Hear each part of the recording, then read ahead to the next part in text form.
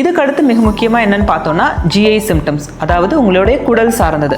இதில் ரொம்ப காமனாக இருக்கக்கூடியது நாசியா. எல்லாருக்கும் வாமிட்டிங் இருக்கணும்னு அவசியம் கிடையாது. ஃபஸ்ட்டு வந்து அந்த ஒரு நாசியான்னு சொல்லுவோம், அதாவது அந்த குமட்டல் வந்து இருக்கும். காலையில் எந்திரிச்ச உடனேவே ஒரு சிலருக்கு வந்து அந்த வாமிட்டிங் வர சென்சேஷன் இருக்கும். இல்லை ஏதாவது ஒரு ஃபுட்டை பார்த்தாலோ இல்லை ஒரு ஸ்மெல் பண்ணாலே போதும். இப்போ ரைஸோட ஸ்மெல், எக்கோட ஸ்மெல், இல்லை ரொம்ப ஸ்பைசி ஃபுட்ஸ் சாப்பிட்டா, ஸோ இந்த மாதிரி ஒரு சில ட்ரிகரிங் ஃபேக்டர்ஸ் இருக்கும். ஒரு சில ஃபுட்டை பார்த்தாலே வந்து அவங்களுக்கு அந்த ஒமட்டல் வரும். அதுக்கப்புறம் வாமிட்டிங் இருக்கும். ஒரு இன்டைஜஷன், எதை சாப்பிட்டாலுமே ஜீரணம் ஆகாத மாதிரி இருக்கும். வயிறு உப்பின மாதிரி அந்த ஒரு ப்ளோட்டிங் சென்சேஷன் கூட உங்களுக்கு இருக்கும். ரொம்ப அதிகப்படியான ஒரு கேஸ்ட்ரைட்டிஸ் இருக்கிற மாதிரி இருக்கும். இது தவிர்த்து ஒரு சிலருக்கு கான்ஸ்டிபேஷன் கூட இருக்கலாம். இதெல்லாம் வந்து காமனாக இருக்கக்கூடிய ஒரு ஜிஐ சிம்டம்ஸ் அப்படின்னு சொல்லுவோம். இது தவிர்த்து அவங்களுடைய அடி வயிற்றில் ஒரு சில கிராம்ஸ், பீரியட்ஸ் டைம்ஸில் பெயின் வர மாதிரி ஒரு மைல்டாக ஒரு கிராம்ஸ் இருக்கலாம்.